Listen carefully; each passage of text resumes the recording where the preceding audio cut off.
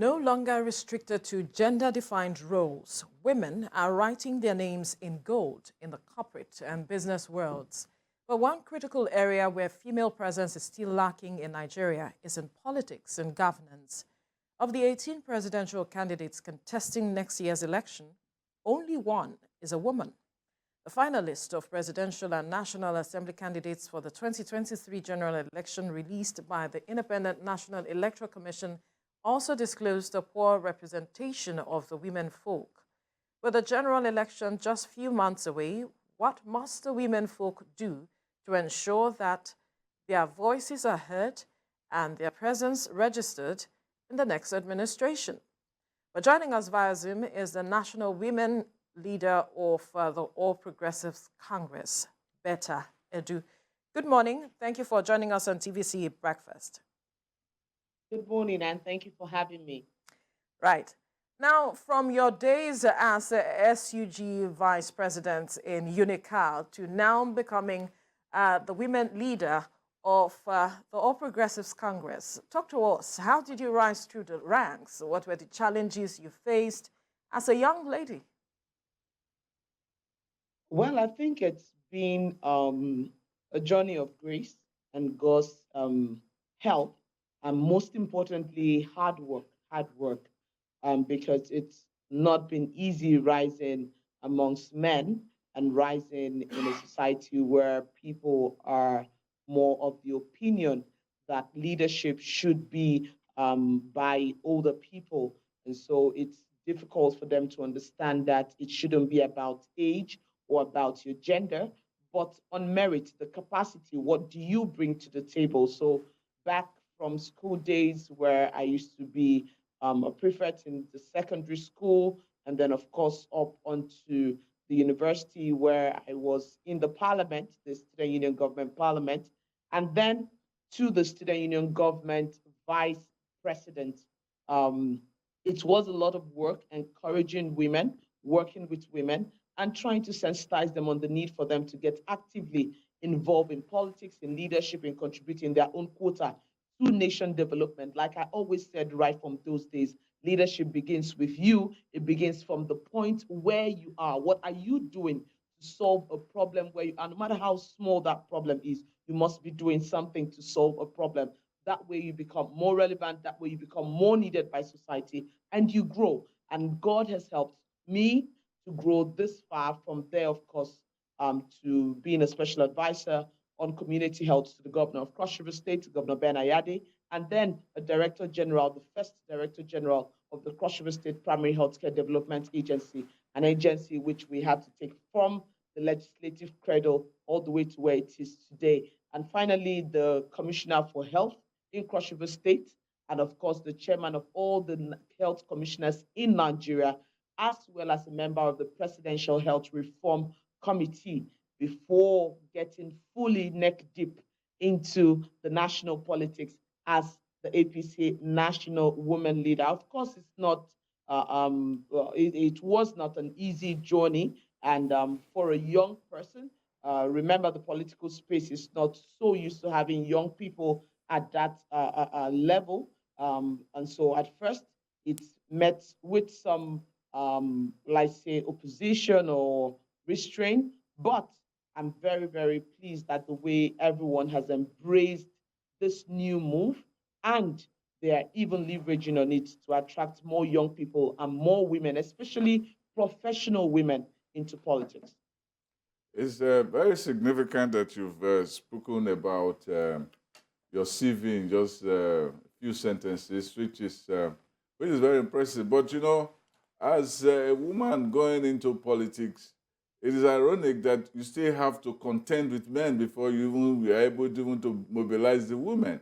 Tell us what were the knocks you had along the way as you tried to find your own as a politician.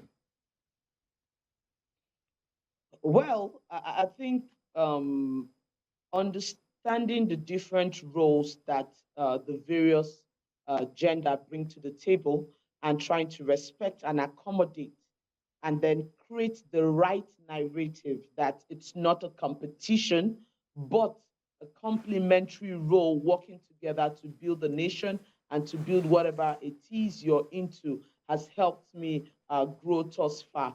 It's more like a patriarchal system where more men are in leadership positions and then women are stereotyped. Once there is any single error of a woman who is in leadership, they say, oh, that's the way women are, that's the way they behave. It's a woman and a woman thing, and the rest of it. These are things we've had to really go headlong against to say, no, women deserve a seat at the table. Women should be mainstreamed. And it's important that women are taking on their merits rather than being judged as being a woman and so not able to participate in leadership. But I think the men, we've had some good he for she's along my journey of growth, one of which is the governor of Cross River State, Senator Professor Ben Ayade, and of course his dear wife is she for she, the deputy governor. They've been very, very, very encouraging to leadership of women in our state, and of course my growth as a young person in an environment where it's mostly dominated by older persons and probably men, of course.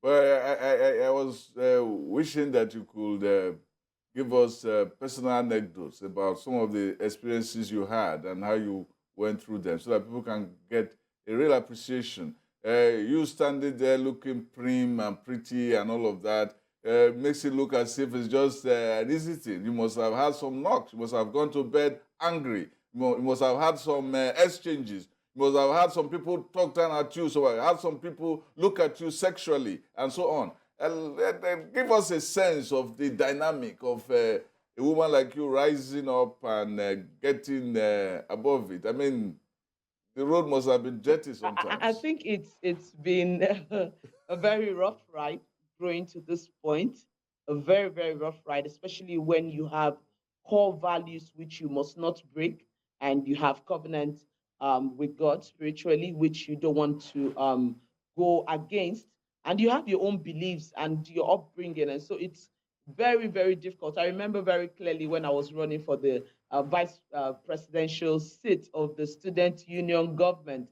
And I was told, oh, you need to sleep with this person, you need to sleep with that person. I remember walking into a meeting and he told me, said, if you don't sleep with me, you will never become the vice president of the student union government of University of Calabar. And I just stood up, I said, well, maybe my journey ends here today. And I stood up and I left that meeting.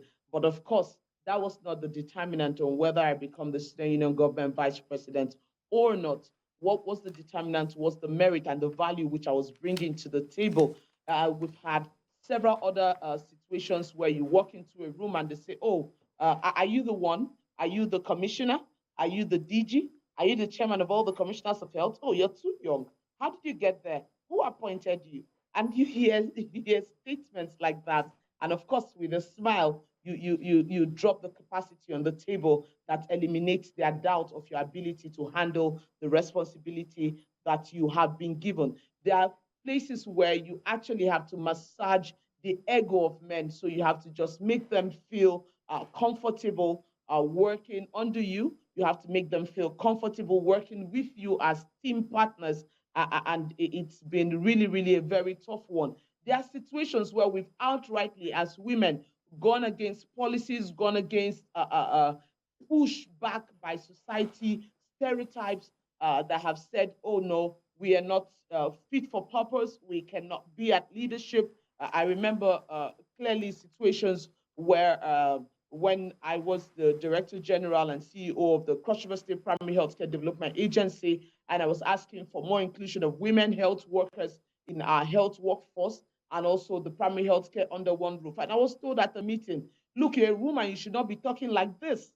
So they felt, look, for cultural reasons or or other reasons, you should not sound authoritative, you should not sound strong and firm, you should be able to shift grounds.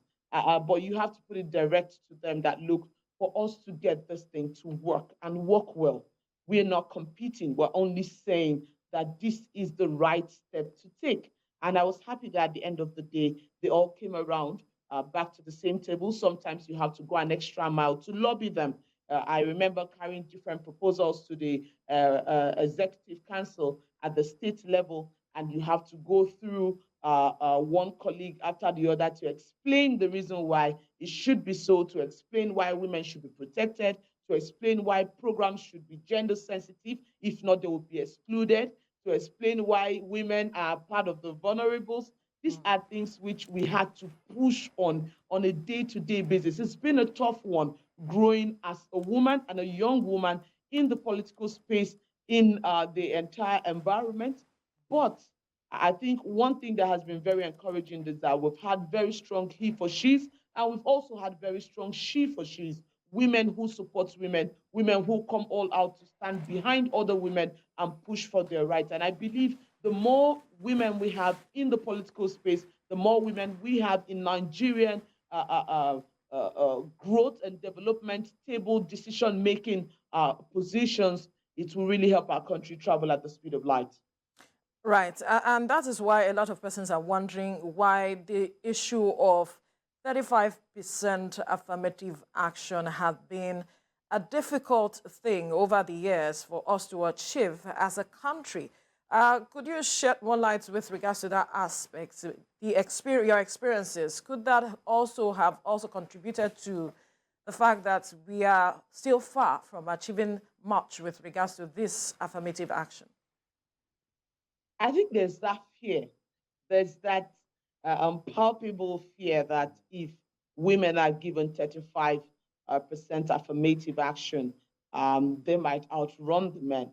But I want to very clearly ask that that fear be completely abandoned and thrown away. Just the same way your mother would nurture you and nurture a family, nurture a society, and ensure that things work the right way, even amidst very limited resources. It's the same way that women will go all out if given leadership positions or positions of authority, governance, and given a seat to contribute their own portion. If they are mainstreamed in employment, in every other thing, that's the same way they would bring that same creative nature, that nurturing nature into the development of our country. It's really sad. It's really very, very sad that as a nation, as developed as we are, as giants of Africa, as a nation blessed by God that should be on the trajectory of getting to the zenith of involving women in politics, in everything, that we're still grappling with the issue of 35% affirmative actions. It should not even be heard of. Look at countries like Rwanda. Look at smaller countries in Africa that are not even up to us in terms of population, capacity, financial powers, and indeed authority, even in the global space and international scheme of things. They're not up to us, but they are able to mainstream their women. Nigeria needs to sit up real quick and take its place in the scheme of things globally. We need to be able to empower women. We need to put them right out there at the forefront, contributing their own quota to nation building. I want to solidly commend the president, who again, during the inauguration of the Women's Campaign Council, has called for a review of those gender bills, including the 35% affirmative action, that it should go back to the House, of course, working with the Minister for Women Affairs, the Attorney General, and the Office of the Wife of the President. It should be sent back to the National Assembly, which we believe very clearly that they will do something to ensure that these bills go through almost immediately. But of course, beyond that, we have a presidential candidate in the person of Asiwaju Bola Ahmed Tinubu, one who has shown that strong resilience to stand by women, empower women, and ensure that we are mainstreamed. He began the latest trend of twinning, where you have a male governor and a female deputy. It never used to be. He started it, and then today we have at least three deputy governors as females. In fact, even the one that is going to be sworn in Ekiti tomorrow is also a female. So he started that trend. And in Lagos State, aside from the very last one, it's always been a trend that they have female deputy governors, which has helped more women have mentors and move into the political space. Beyond this, he has a wife in his house, which he has pushed and supported to get to the highest legislative level in our country, Nigeria, today. So it shows commitment at home, it shows commitment outside. to women and the growth of women, he understands fully well the Right. role women play in the development of any nation. And earlier you spoke about the fact that you were trying to sensitize women on their need to, get involved. We see them when it comes to campaigns, oftentimes they are leading, these campaigns, driving people, to buy into a particular candidate or the other. But when it comes to the aspect of they taking up leadership roles, they take a back seat. Now, what have you seen or what have you experienced in you trying to sensitize them to begin to take up these positions? What are they saying? What are the challenges that they tell you that they face? And what are the issues that are holding them back? Some very strong issues have held women back over the years. First of all, their own ideologies, right? Ideologies that I cannot be there. It's not a thing for a woman. Look, this politics thing, I don't want to get involved. When you get involved in a leadership position, men will come after you, they will attack you, and the rest of it. Those ideologies have held us back over the years. We must understand that it's not mere rhetorics whenever we say what a man can do, a woman can do even better if she puts her mind to it. So we must understand that it's reality. It's not a cliche, it's reality. We need to apply ourselves to it, go all out there and get involved. Of course, we have the religious and cultural barriers where they say, oh, women should not be heard, women should be submissive, you should keep quiet, you should not be, you just be seen, don't come out there. You shouldn't be firm on anything. Don't talk about leadership. Men should always take the lead. Somehow they have managed to manipulate some women into thinking that this is actually the true position of the Holy Book, which is absolutely not true. Of course, some cultural barriers where they say, oh, look, it's just the man that's supposed to be out there to work. It's only the man that's supposed to lead. It's only the man that's supposed to participate. As a woman, you just need to sit at home and take care of the children. You just need to sit at home. You don't even need to go to school. These are issues that have affected other areas of our lives, including healthcare, because women are not educated enough. They're not enlightened. They are just there unable to make decisions for their own care and seek care when it's necessary. Of course, it has affected the economy and several other developmental strides that the nation should have achieved. Beyond this, there are issues around funding where women are not financially capable to participate in politics. And so they are pushed to the back burner because they are unable to buy forms, they are unable to participate in the electoral process, they are unable to bid for things that they should bid for. And it has not helped women over time. Of course, beyond that, there are stereotyping. Women who are in politics are unruly women, women who are in politics are bad women, or stereotyping around saying politics is a dirty game, and so women should not get involved. The kitchen is hot, and so they need to stay out of the kitchen when it comes to the game of politics. I think all of those things have really pushed women to the back burner.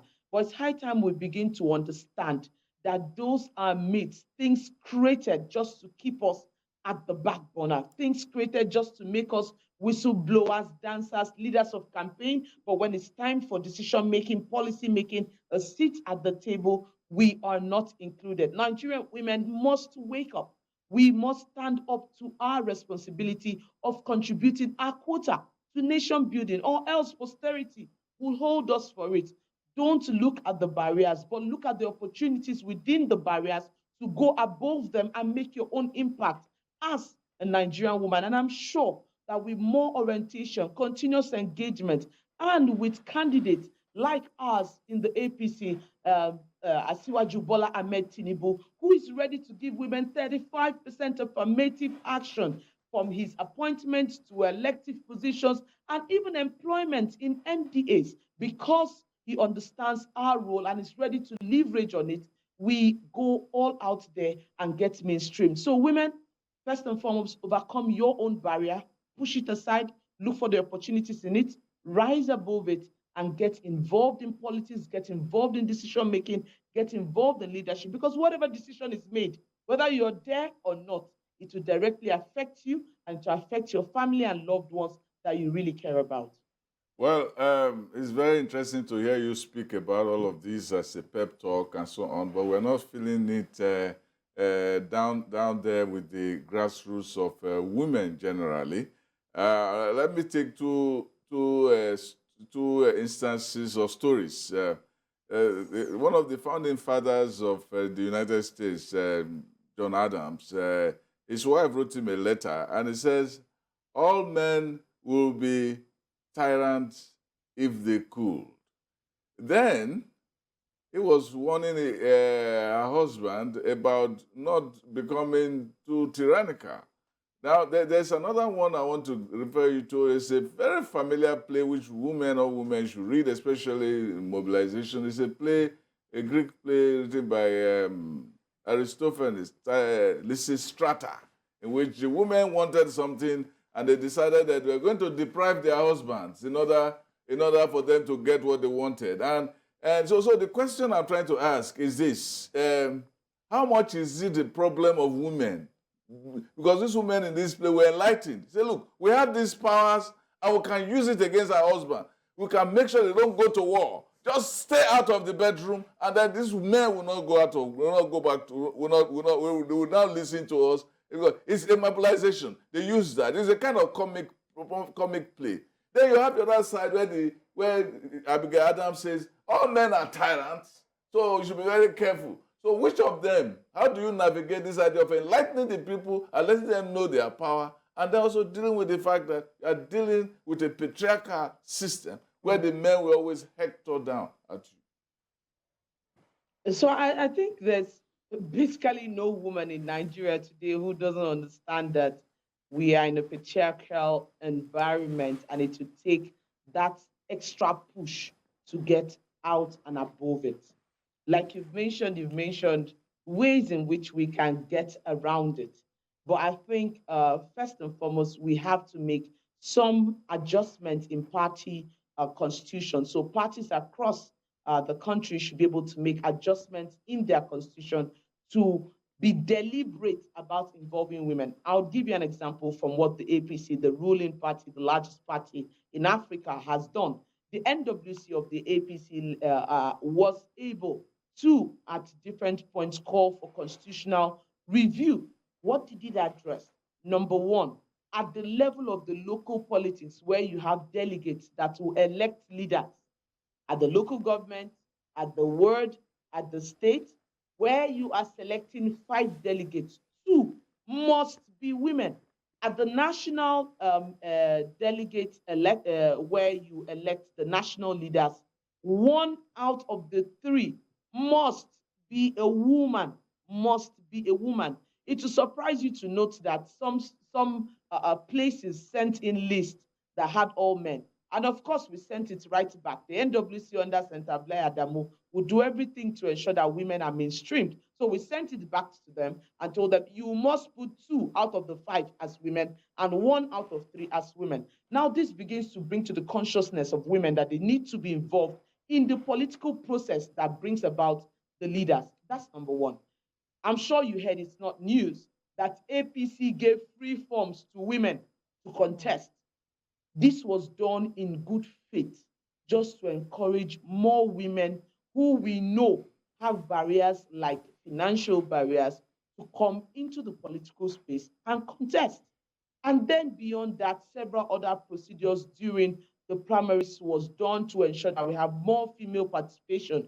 For the first time, from 33 persons, 33 females going for elective position with our party ticket, we have over 95 women going for elections with our party ticket. This is more than a 200% increase in the number of women participating this time 2023 general elections in our party as women. Of course, you know that we have a female governorship candidate. We're the only party in Nigeria that has a female governorship candidate running for the elections in the 2023 general elections. Now, this is at the level of party trying to put institutional readdress for issues that concern women. At the level of a nation, We need policies and legislations that will mainstream women. And that's why it hurts to say that those gender bills didn't go through. However, we are happy that the president is still insisting that before he leaves as president, there should be a review of it. We also had that speech from the Speaker of the House of Reps, where he said that he would ensure that there is a review and most of those bills are considered. This will just help to further strengthen women's role. Remember, we must have the legislative framework to back it up. So you're not just giving policies or you're just making stories that people might want to do or not want to do when it's convenient or not convenient for them. But if we have a legislative backing, we have party ideologies and constitutions to back this up, it makes our own chances as women better.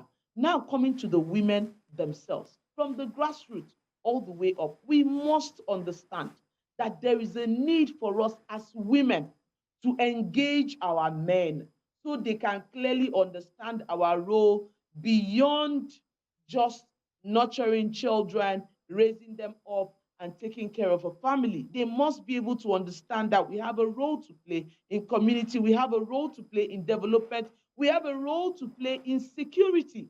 I was speaking to some group of women earlier on in the week, and I told them very clearly, I said, wherever you have security issues or tension, a women going out would bring peace.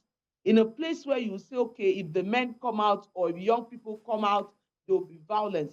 If they see women, even the violent young persons will put their hands down because these are their mothers. So you are a bridge builder for peace. And so we are needed in all aspects to stabilize our economy, to stabilize our security, to stabilize every single part of Nigeria. So it should be a given, it should be a walkover that whatever we're asking for in terms of 35% affirmative actions and other gender sensitive bills that will mainstream women, it should just be something that should be passed without batting an eyelid. And I'm very positive that with the continuous sensitization of women at our grassroots and deployment of several strategies, some of which we will not say here, we will be able to get all of this on board. But women must be very, very proactive and must be very innovative in their strategies in engaging men to ensure that we are mainstreamed.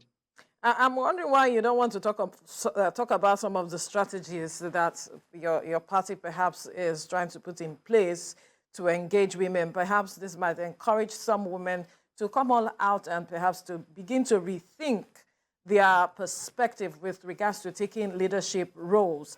And then you have been talking about the deliberateness that your party has had with regards to its approach to addressing the matters of women, putting them at the forefront. Perhaps this is why we have seen the number of women that have turned out for some of the solidarity works and all of that with regards to the campaigns that have begun. So basically the strategies which I said I was not going to mention is not really directly around the party. I've mentioned the party strategies, and I will still go further to say we would be engaging women with town hall meetings, rallies, door-to-door solidarity work, the grassroots engagement at the level of churches, in groups, support groups, going through different methods to mobilize women for the general elections. But of course, the strategies I was referring to is the one which we as women would deploy at home with our husbands, with our partners, to ensure that they understand our critical role and they allow and support us to play this role in nation building. Well, you probably have read the play I told you about. This is Strata. Is that one of the strategies? You bet. It is? So that women will know. Now, tell us, now that you are in charge of the women's campaign, how much of these are you bringing to delivery your candidate, your presidential candidate for 2023 election? I think our presidential candidate for the 2023 election is an easy sell. The women are already geared. If you have followed the trend, you saw what happened in Lagos State, you saw what happened in Brno, even in the deep rural area, not even Meduguri, Conjuga, you saw women come out in their millions and march on the street in solidarity to our candidate. You saw what happened in Imo State, Owerri, for the Southeast women that came out in huge numbers to march in solidarity and, of course, pledge their full support to the candidature of Senator Tinubu and Senator Kashim Shettima. Women are not in doubt of the role that His Excellency Asiwaju Bola Ahmed Tinubu would grant to us when he becomes the president by the grace of God. We're not in doubt of it. We're not in doubt of 35% affirmative action for women. We're not in doubt of it. We're not in doubt of the fact that 35% of the Federal Executive Council, 35% of employment, 35% of elected positions will be reserved for women based on merit and based on a deliberate act to involve them. And so this has given us that high spirit to go all out and mobilize and stand for him. Like we said, we're deploying a lot of strategy to mobilize, all the way from the campaigns to the final day, which we would, of course, be going to the polls to cast our vote for Asiwaju Bola Ahmed Tinubu and his running mate. But more importantly is the fact that we will defend our vote at all costs. We will defend our vote and ensure that our candidate becomes the president. That way, we are assured of our position in government, in party, in politics, empowerment at the grassroots, social welfare programs that are directly targeted at women. We are completely sure of that. He's done it before in Lagos State, and he would do it at the largest scale, which is Nigeria. So with all of that at the back of our hearts, we are all out there. Women are making lots of sacrifices across board. I'm so proud of the Nigerian woman. I'm so proud of the APC women. They are carrying out initiatives. They call you every single day, every single minute. Even while we're on this interview, I can hear my phone buzzing on and on and on, trying to just tell you the different innovations they are bringing up. And we're putting all of this idea together under the leadership of the wife of the president, Her Excellency Dr. Aisha Buhari, and of course, Senator Oluremi Tinubu, and indeed, other very strong women in the party who are working with us to ensure victory. You saw the power, you saw the energy, you saw the presentation at the state banquet hall early this week, where women came out to pledge that full support. You saw the excitement in our presidential candidate, where he said that he would ensure that women are mainstreamed and given our rightful place. So with all of this morale being very high, Nigerian women are good to go, and we know we will come out en masse to support our candidates and protect the vote. We will not only be working for the presidential candidate and his vice, but we have our female candidates all across board. And these female candidates must be supported, especially those at the National Assembly, where we need to get these gender bills to go through smoothly. If we have more women there, then the lobbying process is easy. They're able to engage their colleagues on a one-on-one basis to tell them the importance of what women can do when we are empowered. All of these are work in progress, and we believe that by the grace of God, we'll achieve success. All right, and that's a fine place to leave the conversation this morning. National Women Leader of the All Progressives Congress, Betta Edu, thank you for your time on the program. You're welcome. Thank you. All right.